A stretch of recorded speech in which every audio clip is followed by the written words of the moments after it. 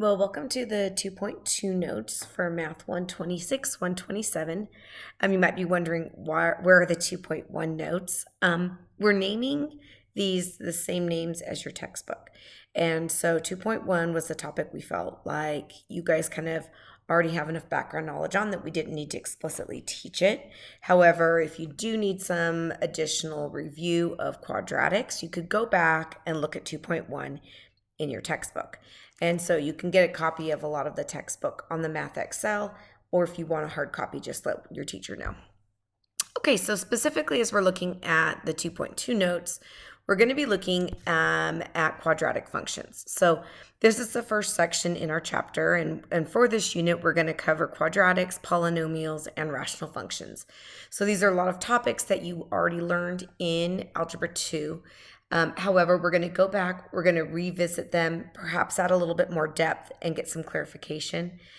As with anything in math, you can do something more than one way. So your math teacher might teach things differently that's going to be portrayed on this video. I might teach it differently in class as well. This is to give you guys some different options on ways to kind of think about the material. There's other resources out there, other videos that are made by other people that are fantastic and might also explain this differently, and that's fine. They're all valid, so you want to use whatever's making the most sense to you. But one of the things that we're going to be exploring are different forms for quadratic functions. So the HK form is also called the vertex form. It's probably the most useful form in the eyes of most people. When something is written in this HK form, what you might want to notice is there's this perfect square right here, binomial, that's been factored in the middle of it. And your vertex is at h comma k. It is important to understand that h always has a sign change. That's because of the minus in the formula for the HK form right here. And so make sure you change that sign when you're trying to pull that value out. It's kind of similar to solving for the root of a quadratic. Very similar idea. The axis of symmetry is a vertical line that goes right through the vertex of your quadratic. And since it's a vertical line, it always needs to be written as an equation. All vertical lines would start x equals, so that's required, and it's x equals the h value of your quadratic function. To find the y-intercept, there's a couple different ways that you could do that. I think that the easiest way to find a y-intercept is to plug in a 0 for x and then solve for the output. That value of the output is the value of your y-intercept, because your y-intercept will always be at 0, comma, and then whatever y value you get. That's how you'll move to the y-axis. What does A tell us? It gives us some important information. If A is greater than 0, it's positive, then we know that the quadratic opens upward. If A is less than 0 and it's negative, then the quadratic opens downward, which helpful information when you're trying to graph this or you're trying to interpret questions about this quadratic function. Well, A also will tell us kind of the width and how narrow, how quickly does this grow, maybe from the vertex to one specific point. So like when you're trying to find movement for graphing, and this is really for the first movement only from the vertex, what you could use is you could use A over 1. Now you cannot use this over and over and over again, but you could use A over 1 to talk about the rise and the horizontal movement in both the right and the left direction from the vertex. Because a quadratic is not straight, it's not linear, the rate of change, which is kind of like what A is talking about, the slope, is not the same from one point to the next all the way throughout the quadratic. So for example, like from this one going from here to here, we kind of go up 1 and over 1, but you might notice that's not true. If we went up 1 and over 1 for the next step, well, we're no longer on the quadratic. And that's because this isn't linear. But for the very first movement from the vertex, you could go A over 1 to find 1 point on either side of the vertex. But you can only use that for the first movement, so don't use that repetitively. Something else A would tell us If the absolute value of a, if we disregard its sign, is in between 0 and 1, what this means is that we have a vertical compression. And so imagine that you took something that was made of like silly putty and you compress it down. A vertical compression is going to be something that opens wider. And if the absolute value of a, if we disregard the sign, is larger than 1, then we have a vertical stretch. So imagine that we took this quadratic and we stretched it vertically. It might open up as something that's much more narrow, and it'll grow quickly. So the value of a is going to help us be able to determine whether or not we have a compression or a stretch. To find the x-intercepts, if something is in this quadratic form, in this one in the vertex form, what you want to do is you want to set the function equal to 0. So you want to replace the output with 0. And then you want to solve for x. Now there's a lot of different ways you can solve for x. And it kind of depends on the form that the quadratic starts off in. If you're starting off in vertex form, what you might want to do is you might want to solve by square rooting. When you solve by square rooting, what you want to do is you want to work on isolating the x squared term, and that's by using inverse operations. So like your normal solving of equations, but you're isolating the x squared term. And as you use those inverse operations, like canceling addition with subtraction and so forth, one of the things that you want to just keep in mind is you are going to have a plus or minus in the problem, and that's because you're going to take an even root. We'll do some examples of that so you can kind of see that. When things are in other forms, which we'll talk about, there are often faster ways to solve besides vertex form. So we can solve by factoring, we can solve with a quadratic formula. So there are other options, but in the vertex form, usually we'll solve by square rooting.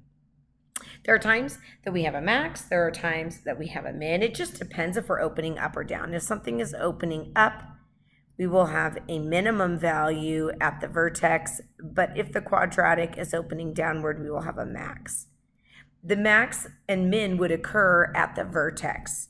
So the coordinates would be at the vertex, whether we have a max or a min. Wherever that vertex is at, that h comma k, that's the location of the max and min. The value, when we talk about value, what's implied with that is the y value. And so when we're talking about the value of the max or min, we're talking about the value of k. And that will tell you the very highest or very lowest height that this function is reaching at. When we're talking about domain, domain is talking about the set of all inputs or the set of all x values for any function. And so with a quadratic, because a quadratic, whether it's a compression or stretch, will eventually move all the way to the right and all the way to the left, maybe faster, maybe slower, depending on the quadratic shape. The domain will always be all real numbers. Now, if we're writing that, we could write it all real numbers. Often we'll write it in interval notation instead, which would often be written like this. The range. The range value is the set of all outputs. And so this is the set of all outputs, which is the y values. And so we're really looking at the heights of the function. Now, for a quadratic, we would either be going up forever or we'd be going down forever, depending on the value of a and whether this opens upwards or downwards. If we're going up forever, writing this in set notation, we would have y is greater than or equal to that lowest point, which would be at a height of k. If we're going down forever, then we would be at that height or lower. Now, in interval notation, what you would have is you would have k to infinity. When we write interval notation, remember that we start with the lowest point and we move to the highest point. Since infinity is a concept, it's an idea, but it's not a finite value, we have to use an open parenthesis there. We can't ever reach infinity. In interval notation, if the quadratic is opening downward, what would happen is we would be starting at the lowest point, which would be negative infinity, and moving up to the highest point, which is k. Again, notice that at negative infinity, we need that open parenthesis. All right, so here's the first example. We want to graph this quadratic and find the requested information. So the vertex is at h comma k. Notice that I've changed the sign of h, so I'll plot that. This one, because a is positive, 4 is a positive number, this will open upward.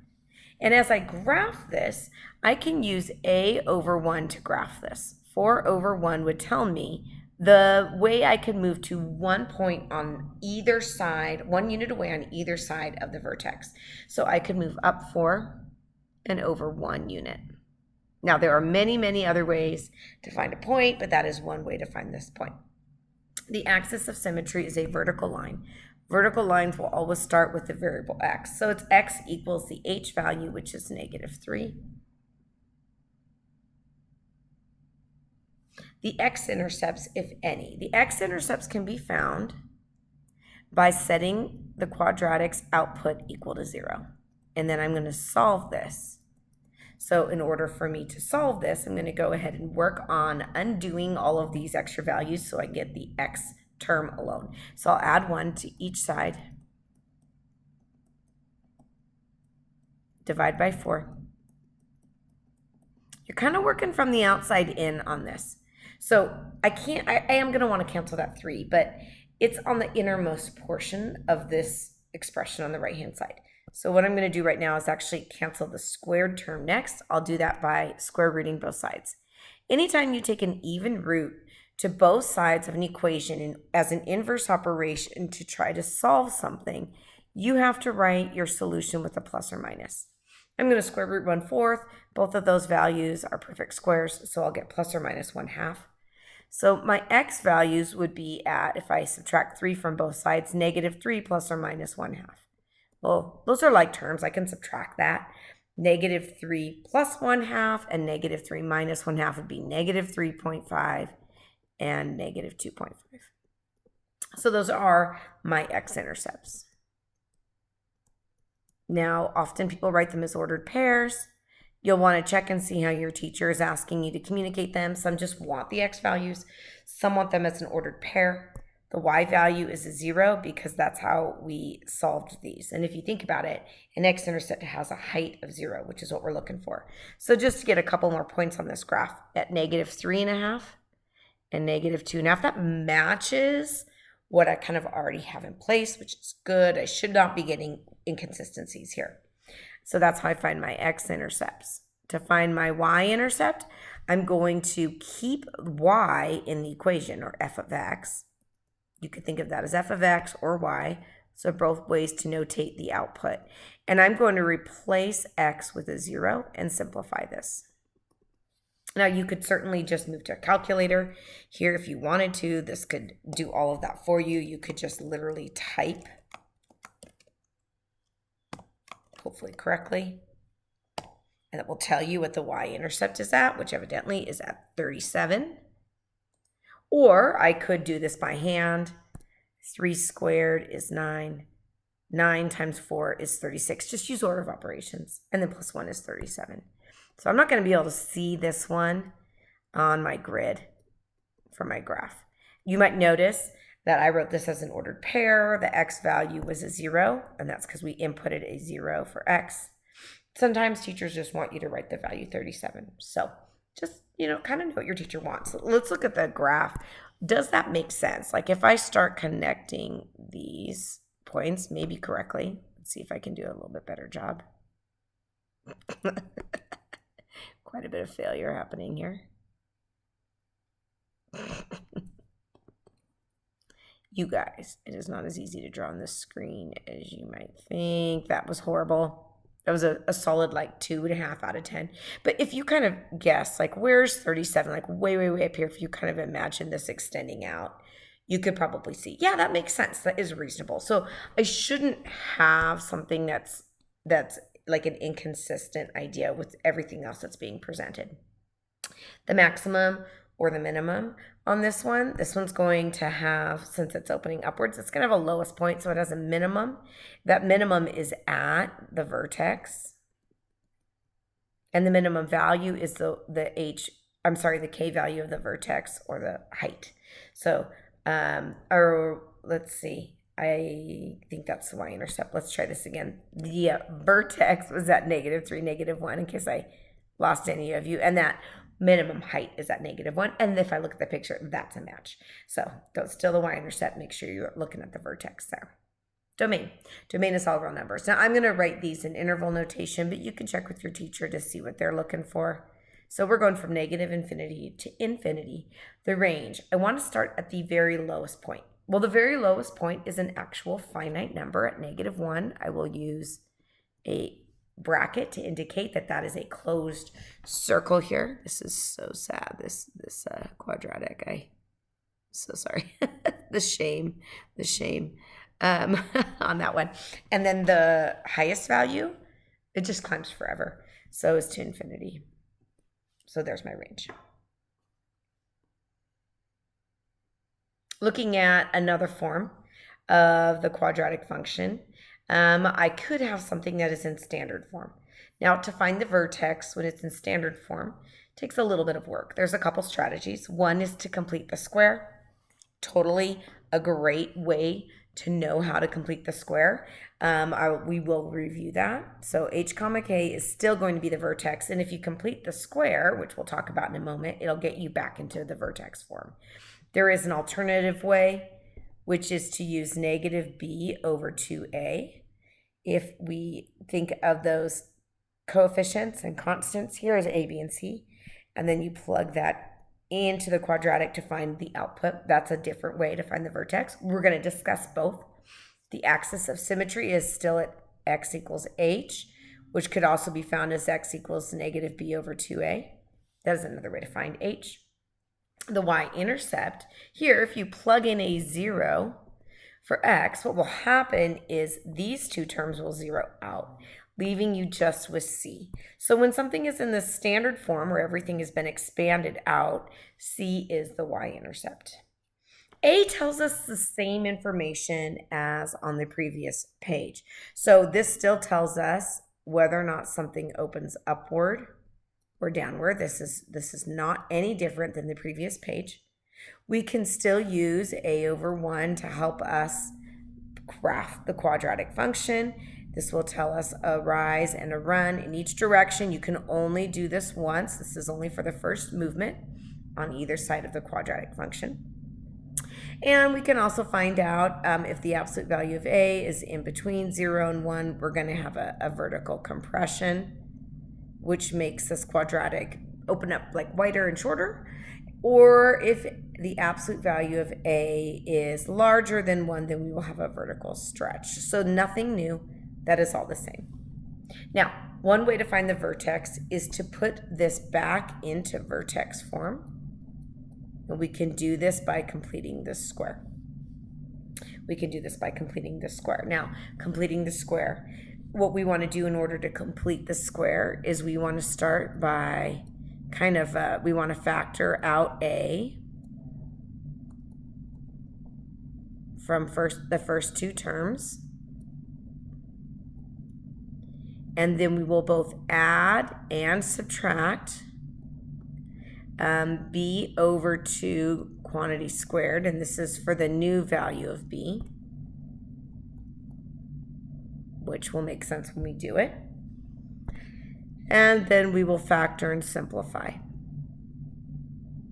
And if you kind of vaguely remember completing the square from last year, it will come back. It is a skill that we are actually going to use multiple times this year. And if you decide to continue on to calculus, it shows up every once in a while in there as well.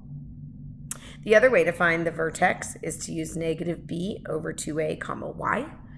And so we literally find the value for -b over 2a. So we find this value here, and that will be the h value for your vertex. And then you take that value and you plug this in for x and solve for y. and that will tell you the k value of the vertex. To find the x-intercepts, when something is in standard form, we cannot solve by square rooting because you can't isolate x when you have both an x squared and a linear term for x. So instead, we're still going to, we're still going to plug in 0 for y. That will not change. So we will still plug in a 0 for y.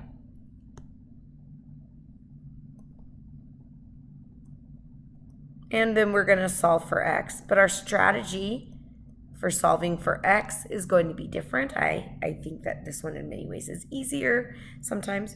One strategy that we can use is to solve by factoring, which most of the time is the fastest way. The other way, not everything can be factored, is to use the quadratic formula, everyone's favorite. Usually I only use the quadratic formula if I have to. I think most people probably are similar here on this. But there are times you just have to. There are times that's the only way. Now, if we are using a graphing calculator, you can also solve it by graphing. We will talk about that. There will be select times where that would be an option for you, but not every time. So it's a good strategy, but it's not always available to you. So we'll talk about it. And for this portion, we're going to assume that we're not using a graphing calculator here. All right, this one, we want to find the requested information, and we also want to graph this. Some information is going to be easier to find than others. So for example, we can tell that this is opening downward because the value of A is negative. This also means if it's opening downwards that it will have a max. So we're going to have a max. I need to find the location of the max in a minute, and we'll find the value. We know that all of these have a domain of all real numbers, so I'll kind of get that all set up. The y-intercept's also easy to find because it's just the value of c. I'll plug in a 0 for x, which these two terms would then zero out, leaving me just with the 8.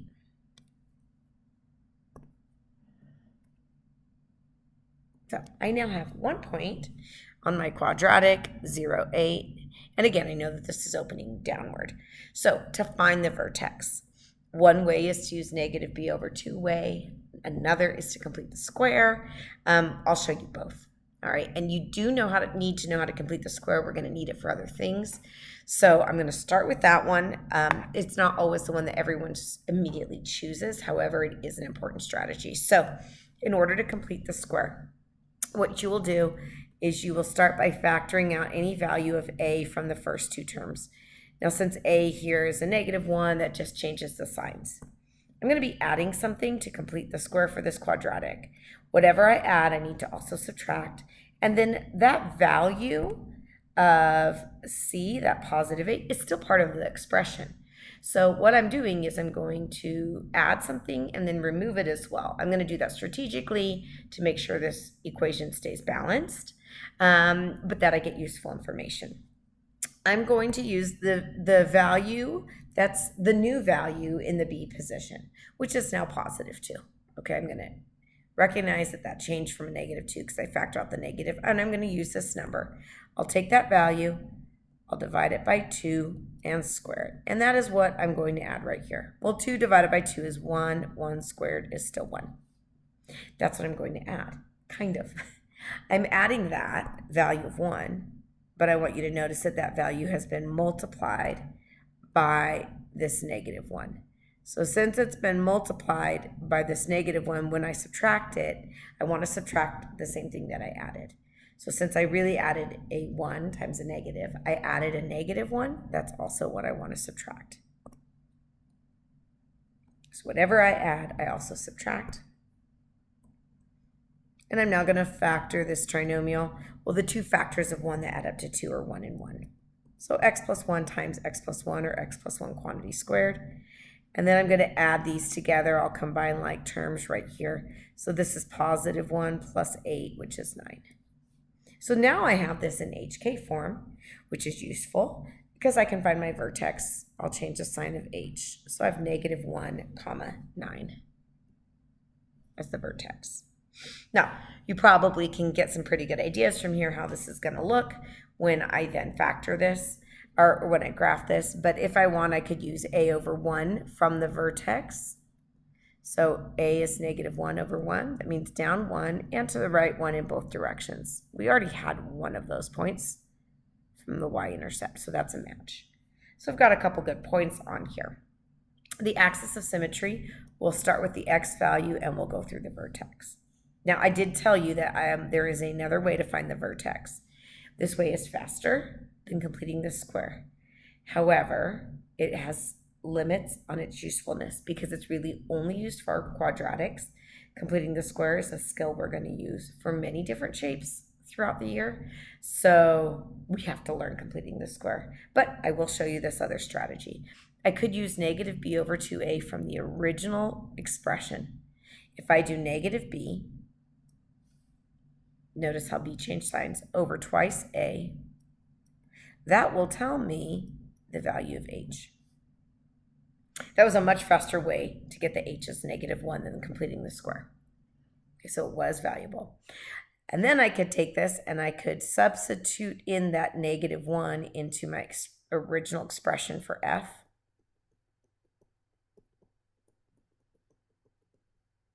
And I could find out what k is. Just be careful here. You square things first.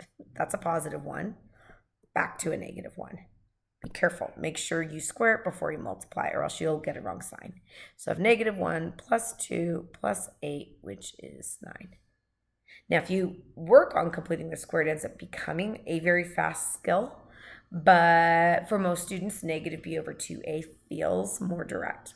And I understand that. However, I would still say it's something that we want to be careful with, not becoming too reliant upon.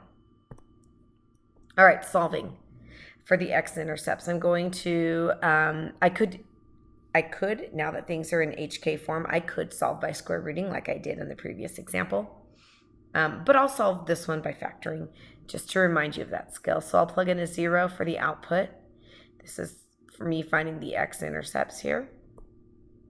And so when I plug in the 0 for the output, I want to factor this. Now, typically, I don't like to factor things when the x value is a negative in front of the x squared value. So I'm going to factor a 0 or a negative out of that.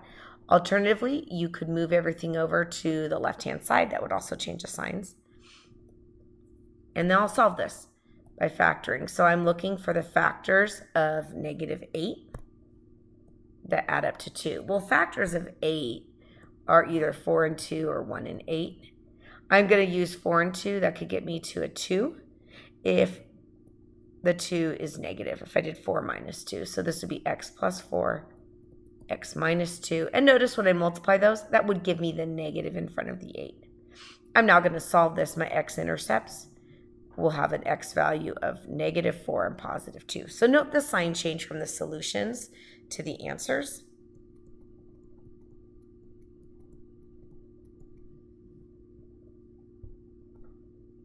Now again, this should be consistent with my graph. So if I look at my graph, I should be able to see how these pieces all fit together, and it does.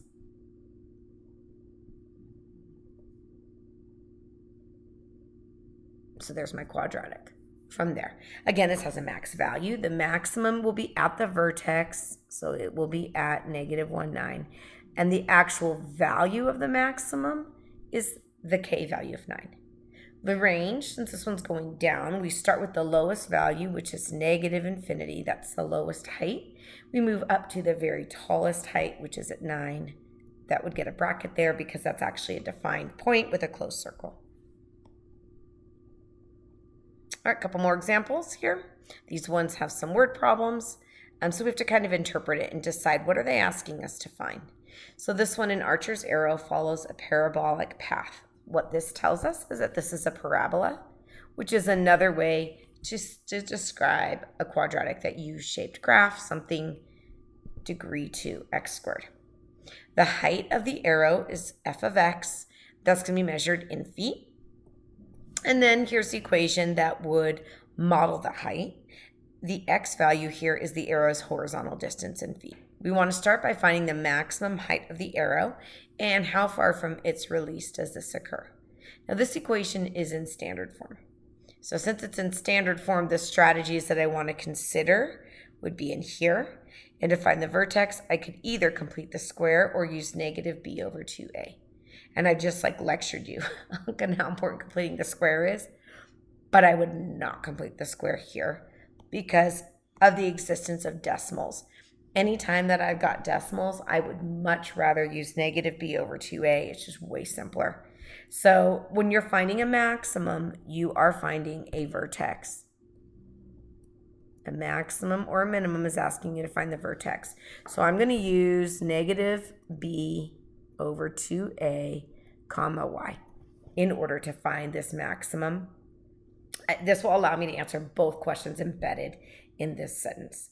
So negative b would be negative 2 over twice a. This is going to tell me what the h value is for this one.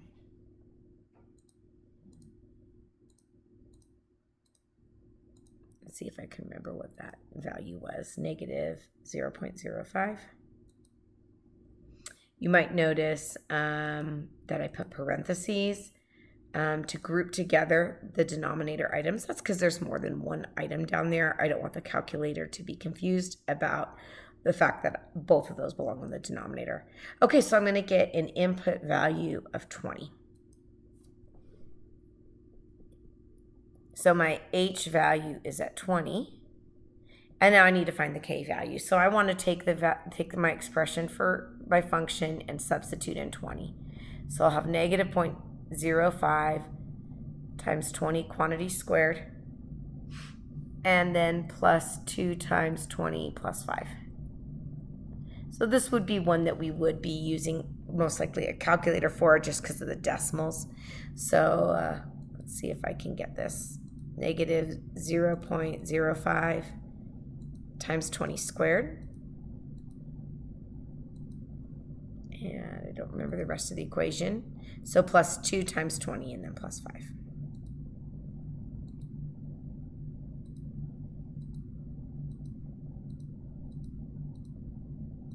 So it looks like I'm going to have 25 here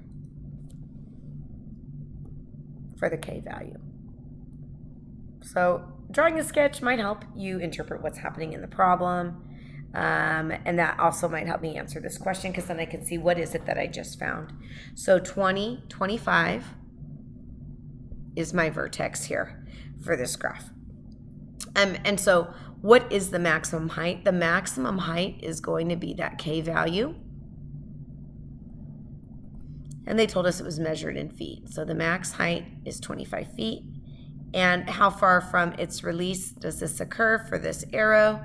And that occurs at a horizontal distance of 20 feet. So that would be the h value. And then we also want to find the horizontal distance the arrow travels before it hits the ground. So in other words, where does it hit the ground? Would be another way to say this. At what x value? And how far away is that from the starting value here of 0?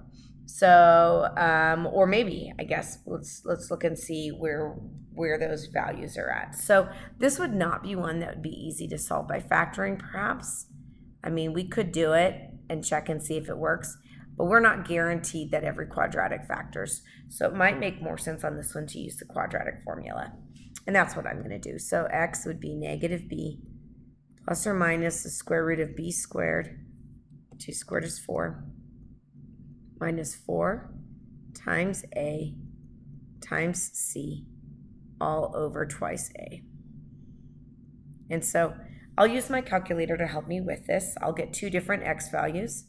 We'll see if they both end up on the right or left side of the x-axis here, but let's check and see.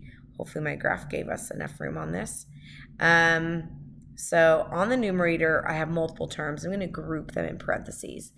And because this had a plus or minus, I'll start with a plus. So negative 2 plus, and then I'll redo this in a minute and change that to a minus. And then I want to do the square root. And then the side of the square root, I have quite a few values. So I'm going to make sure and indicate to my calculator I have quite a few values. This is 4 minus, let's see what I had here. 4 times negative 0.05 times 5. So minus 4 times negative 0.05 times 5. All of that is inside the quadratic, or inside that square root, pardon me. Okay, so I used an arrow here to indicate that all of that is done. And I'm going to use one more parenthesis to let my calculator know that all of this should be grouped together for the numerator. And then I'll divide this by, and I'm going to use parentheses again because I have more than one thing on the denominator. I have 2 times negative 0.05. Some students like multiply all these out with little pieces and then write it all down. That's really up to you. I do think that there is some ease here if you kind of learn how to use the parentheses to help with this. All right, so I have negative 2.3606 or 07, which is one of them, which I apologize, I didn't put this on here. So right around here is the first one. And I do think I'm actually going to need this in order to kind of make sure that I finish this problem correctly. I want to see how far from the start to the end. I didn't start it at 0. And then I want to find the other one. So to find the other one, I'm going to go ahead and take this same expression as before, but I'm going to change the plus sign to a minus. So the nice thing about if I took the time to type it properly, and hopefully I did, hopefully I don't have an error in here, I can go ahead and highlight it by arrowing it and hit enter. That creates a live expression, which means I can modify it. Everything on here should be unchanging except this plus should become a minus. And this says 42.3607. 42.3607. Now these should be symmetrical on either side of my vertex, and it looks like it is. One other thing that I could kind of see from this problem is that the y-intercept is right here since this is in standard form. And again, all this should fit together. None of this should look kind of wonky. This should all be a nice symmetrical U.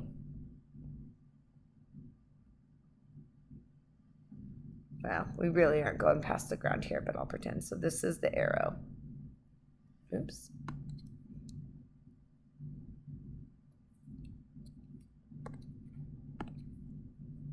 And I'm not probably correct here over here on this left-hand side because if you look at how far, I looked like more like 4 or 5. So these are probably really closer together. Probably more like here. And then it should look symmetrical on both sides. And I think if I had a little bit better drawing skill, I think it would be. Looks pretty symmetrical here. Okay, so I actually did that before I finished finding the horizontal distance because I kind of wanted to verify that things seemed to all fit together properly. So the distance that the quadratic, or that the arrow went horizontally, it started here and it ended here. So the distance is how far apart these two x values are. So if you want to find out how far apart something is, you subtract them. And in general, you subtract the larger one minus the smaller one. And this would be minus a negative. And that will tell me how far this has traveled. Now I can use my calculator a little bit to help me with this too. I can take this answer I just got, it's already stored, and if I just hit the minus sign, it automatically pulls that last answer. And then I'll subtract this previous answer of negative 2.3607 or 0.6797775, depending on how accurate I want it to be. And I'll get about 44.721. And this says round to the nearest foot, so 44.721 would be around 45 feet. Horizontally is how far this arrow traveled. And then the last part said to graph it. Okay, so a calculator would absolutely be allowed in this type of problem. All right, let's take a look at this next problem. This is also something to be modeled with a quadratic amongst all pairs of numbers whose difference is 10. In other words, these numbers are 10 units apart. I want to find a pair whose product is as small as possible. And so what is that minimum product? That might seem like a really weird question. Like, how are we going to figure this out? Well, we're going to have two different numbers here. Okay, so one of the numbers is x.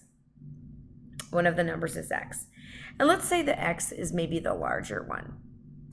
Well, then the other number would be 10 units smaller than x, if that's a smaller one. This is one way to model this. There is more than one way to model this. Now, by the way, you might be able to kind of start thinking about and guessing and using guess and check, but keep in mind, we don't know that these numbers are whole numbers or integers. We could have some decimals and some fractions in here potentially. So just know that if you're going to use guess and check, there's some places where that wouldn't work. And one of those would be if we don't have whole numbers or integer answers. Okay, now, so here are my two numbers that I've modeled. We want them to have a product. Product means to multiply. So I want to multiply these two. And I want the product to be as small as possible. In other words, I want this to have a minimum. So how could I make this a minimum? What I'm going to do is I'm going to call the product y. And I want to find the minimum value of y, which in other words, I'd like to figure out where this vertex would be at. And this right here, if I multiply this out as x squared minus 10x, right here, this is a situation on this one where I can see this is a quadratic. It's opening upwards, and so it should have a minimum value here at the vertex. So I want to find the vertex. I could find the vertex with negative b over 2a. I'm going to find it with completing the square. There's actually a third way, which is to find the x value directly between the intercepts. I might explain that in class. You can ask your teacher if you're interested. There's, again, more than one way to solve this that seems valid. I'm going to go ahead on this one and complete the square, just so you have another example of completing the square, but I'm trying to find the vertex. So when I find the vertex, if the value of a is different than 1, I need to factor it out. Here it's not. But I'm going to be adding something here to those first two terms, and whatever I add, I will subtract. And then the value of c, in this case, is 0, but that would be added on, whatever that value of c is. In this case, it won't matter. So I'll take the value of b, divide it by 2, and square it. That's going to be what I add to this equation, and I also want to subtract what I add. There are times where there's a coefficient of a in front of that. Those would need to be multiplied together before I decide what I'm subtracting. In this case, a is 1. So in this case, what I'm adding is also what I'm subtracting. I'm going to factor this. The factors of 25 that add up to negative 10 are negative 5 and negative 5. You might notice it's this b over 2 value right here. And so I'll get, let's see, x minus 5 times x minus 5, or x minus 5 quantity squared minus 25. And I want to find, again, the minimum product.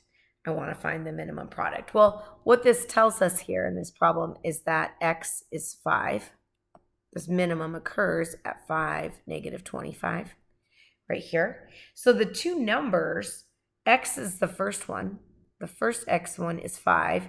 And then the second one is 10 units smaller than that, which is negative 5. And when you multiply them together, you get negative 25, which is that smallest product. But remember, we already knew that because the min value of the product, and the product is what we described as y, should be the value of k. We could also have found that by finding the two numbers and then actually taking their product. Should be the same answer. All right, last one for this video. You have 100 yards of fencing, and we're going to enclose a rectangular region. We want to find the dimensions of the rectangle that maximize this enclosed area. We also want to figure out what is the maximum area. Okay, I'm going to draw a picture. This kind of feels like a little bit like almost like a geometry problem here. I have a rectangle. And the fence around this rectangle would need to add up to 100 yards. Now, since it's a rectangle, whatever the value is on one side is going to be the value on the other side as well. And hopefully that makes sense when you kind of think about that, because since a rectangle would have the same value on either side. Now, what about finding the values on the other side? Well, remember, whatever, and I'll call this y for a moment. I could have chosen to not do it this way, but I'll do it this way, is that these two should then add up to 100. These two should then add up to 100.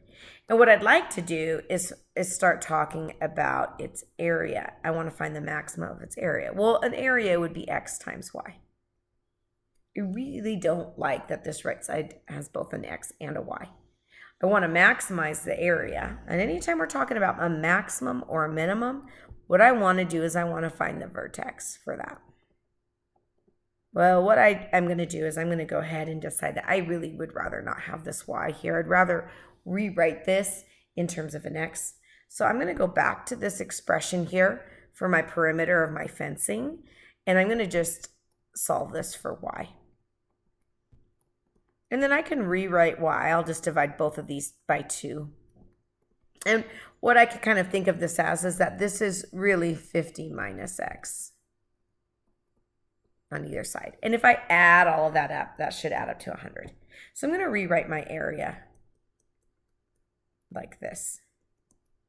And so then my quadratic here, the expression that represents the area, if I distribute this, would be 50x minus x squared, which I might rearrange this. We are kind of used to having the a value first. Now, if you think about this, a is negative, so this should be opening down. So when I find the vertex here, I will find out what the maximum is. And that's what I really am interested in. So this is a vertex question here in this problem. I could find the vertex by completing the square. I could use negative b over 2a. I've kind of gone back and forth between the two.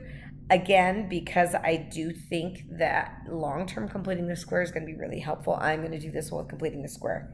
Using negative b over 2a would be faster though. So I'm going to complete the square. I'll factor out the value of a from both terms. Notice how the sign changes. I'll be adding something and subtracting something, and the value of c is still there. To decide what it is I'm adding and subtracting, I'll take the new value of b, divide it by 2, and that will get squared. Well, negative 25, when you square it, is 625. And I want to subtract what I added, but I didn't really add 625. I really added 625 that gets multiplied by a negative 1. So I'm really going to subtract 625. So a is equal to negative 1 times x minus 25 quantity squared. This value right here will be the factors of 625 that add up to negative 50. And then when I combine like terms here, I just have positive 625 plus 0. So my vertex is at 25, 625. Let's see what it is that we actually wanted to find out. First, we want to find the dimensions of the rectangle. So I want to find out both the horizontal and the vertical dimensions.